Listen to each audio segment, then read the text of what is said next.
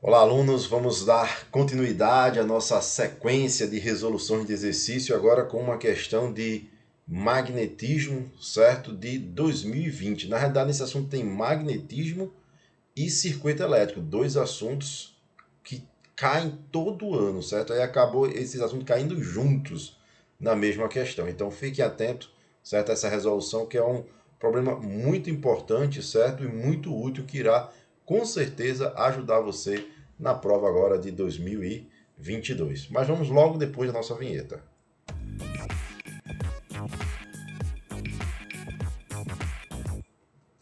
Então a questão 2020, vamos lá. Um fio condutor no trecho KLM, sendo KL igual a 8 metros e LM igual a 6 metros, estão dobrados em ângulo reto e está ortogonalmente inserido em um campo magnético uniforme de intensidade 0,4 Tesla. Este fio está conectado a um circuito resistivo que é composto por um gerador ideal de DDP, diferença de potencial, de 40 volts e resistências ômicas 8, 12 e 24 ohms, conforme desenho abaixo. A intensidade da força resultante de origem magnética que atuará sobre o fio condutor no trecho KLM é. Então você tem uma questão aqui bem interessante, certo? Onde ele quer calcular a força magnética sobre um fio. Nesse caso, você vê que esse fio aqui ele está dobrado, certo? Tem uma dobra aqui, né, de 90 graus aqui, certo? E nós queremos calcular a força magnética. Então o que nós vamos fazer aqui? Nós vamos imaginar como se nós tivéssemos dois fios, certo? Esse fio aqui, vermelho, né, que é chamado aqui de KL, né, o fio KL, vou colocar desse lado, KL. E esse outro fio aí na horizontal, certo? Que nós vamos chamar aqui de KL, ML. E aí nós vamos calcular a força magnética primeiro sobre esse fio vermelho, depois a força magnética sobre esse fio azul e calcularmos a força resultante. Lembrando que a força resultante é uma soma de forças e essa soma é vetorial. Então eu tenho que logo identificar qual é a direção da força magnética em cada um desses fios. Então observe que você tem aqui uma corrente ó, que ela está no sentido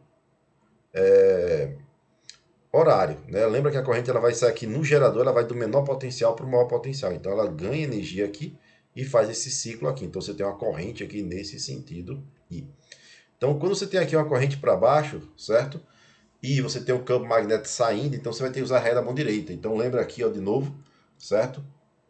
Aqui, ó, o indicador vai indicar o sentido de quem? Da corrente, certo? O dedão do campo magnético e o polegar aqui da força. Então o que é que nós temos aqui?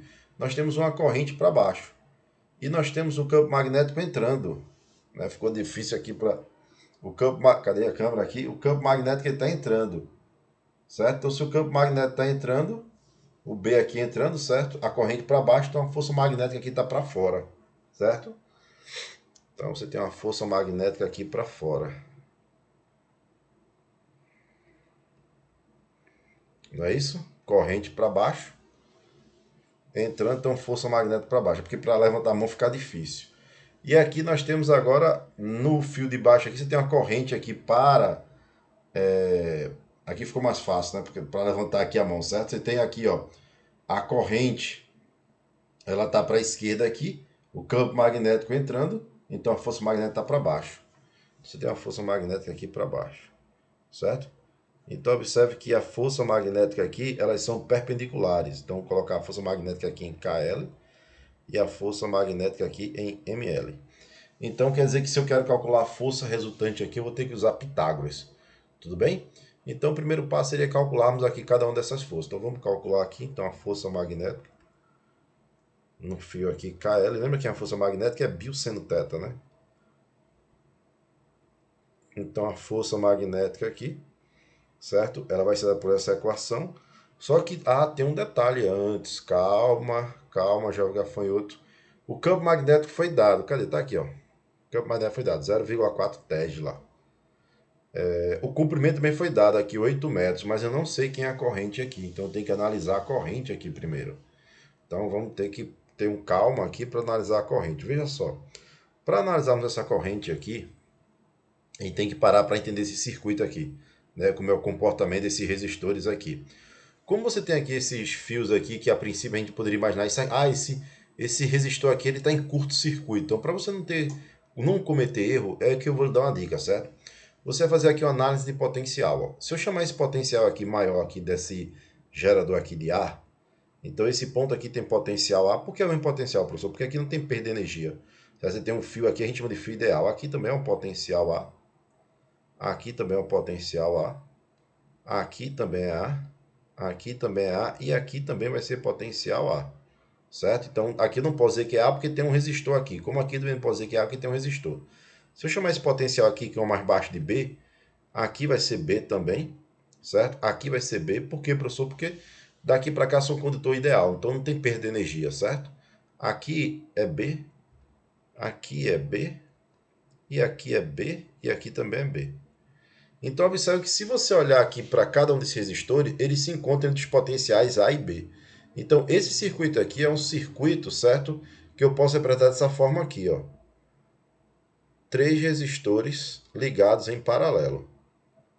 Certo? Eu posso apresentar dessa forma aqui, 3 resistores aqui em paralelo, com resistências de 8 ohm, 12 ohm, certo? E 24 ohm. Então eu precisaria aqui determinar o R equivalente. Então, como eles estão em paralelo, então o R equivalente, o inverso da resistência equivalente é igual à soma dos inversos da resistência. Então vai ser 1 sobre 8, mais 1 sobre 12, mais 1 sobre 24.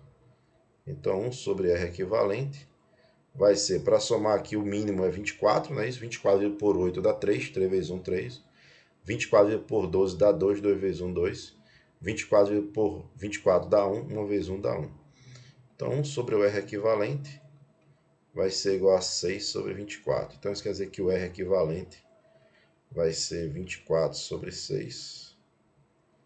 24 sobre 6 dá 4 ohm. Então você tem um resistor aqui de 4 ohm. Então esse resistor aqui, certo? Ele tem uma resistência aqui. Esse resistor, na resistência vai de 4 ohm. Então isso significa dizer que a corrente no circuito vai ser quem? Vai ser a força eletromotriz dividida pela resistência equivalente. Então isso é 10, ou é 40 sobre 4, que é igual a 10 amperes, ok? Então, tendo agora posse da corrente do circuito, agora eu vou poder calcular a força magnética. Então, a força magnética aqui no fio KL vai ser B, que é 0,4, vezes a corrente, que é 10, o comprimento, que é 8, vezes aqui o seno, vai ser seno de 90, certo? Seno de 90. Então, a força magnética aqui em KL vai ser igual a 0,4 vezes 10 dá 4, 4 vezes 8, 32. 190 é 1, então dá 32 newtons. Então, e a força magnética, vamos mudar a cor aqui só para facilitar a visualização. A força magnética em ml aqui vai ser a força, o campo magnético, que é 0,4, não muda. A corrente é 10, também não muda. Só o comprimento do fio que aqui é 6. Vezes o seno também de 90, né? Porque você tem aqui o campo magnético entrando e a corrente aqui na horizontal. Então, a força magnética ml vai ser igual a 6 vezes 4, 24. 24 newtons. Então, se eu quero calcular a força resultante, então, nós temos aqui que levar em consideração, né, Pitágoras. Força resultante ao quadrado vai ser a força magnética KL ao quadrado mais a força magnética ml ao quadrado.